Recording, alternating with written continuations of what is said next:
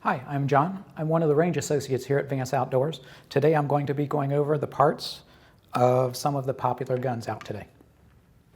Okay, whether you're talking about a revolver, a semi-automatic, or a rifle, all firearms have some parts in common. These would be the frame. This is the frame on the revolver, the frame on the semi-automatic, and the frame on the rifle. The frame holds various parts of the firearm together.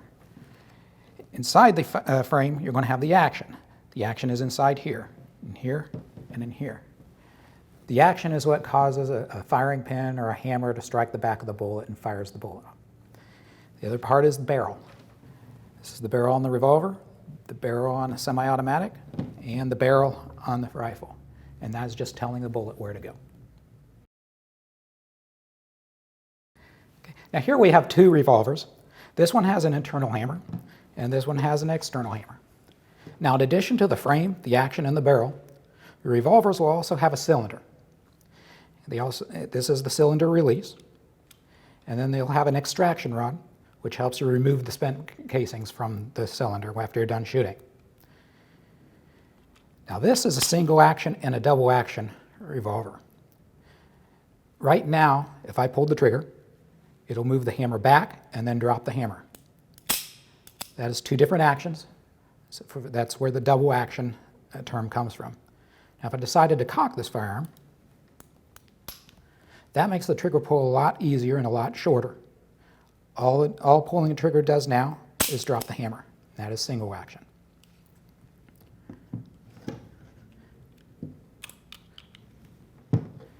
Now, this firearm does not give you the option of cocking the hammer back. It is a double action only. Again, here's the cylinder release, the cylinder, and the extraction rod. All I have is that long trigger pull, and that'll operate the hammer, pulling it back and dropping it.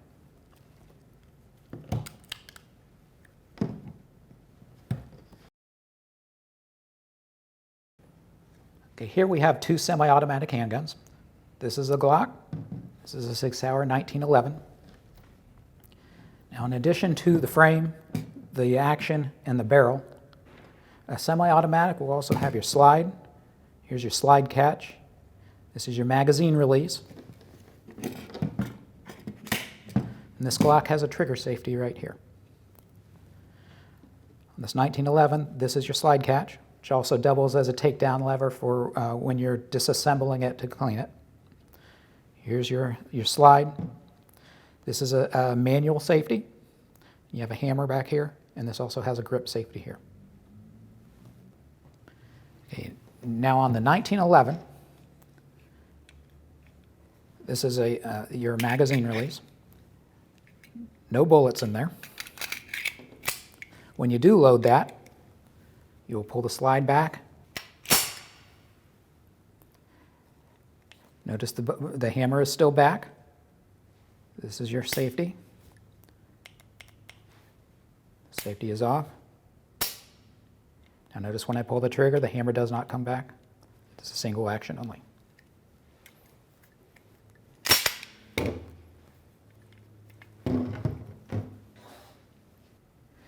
Okay, this is a Glock semi-automatic firearm. This is a striker fire, which means it has a firing pin which is operated by springs in here. This means that it does not have a hammer back here for you to pull back and make your trigger pull shorter or easier. You will have the same trigger pull every time you fire this gun.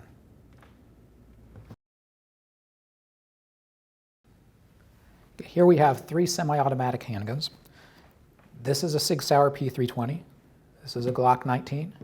This is a Smith & Wesson M&P. Now, none of these guns have manual external safety.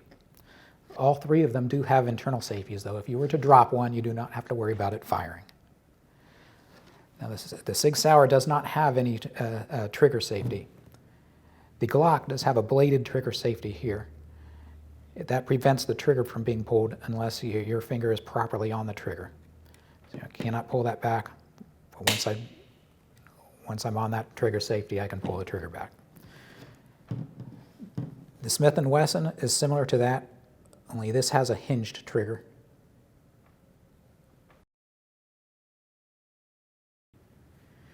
Here we have an AR platform of your modern sporting rifle. This is the stock. It's adjustable stock. Here you have the forward assist. The round does not completely seat in the chamber. You can help put it into place there. This is your charging handle. You have your sights up on top here. These are the iron sights. You can also have a rail up here that you can put an optic on. Here is your magazine release. Your bolt is in here. This is a dust cover. This is your hand guard here.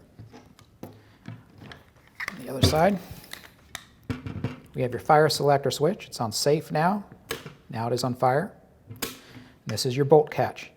The bottom of this holds your bolt back. If you push the top of that, that allows the bolt to go forward. Thank you for watching. Please catch some of our other videos for new firearm owners.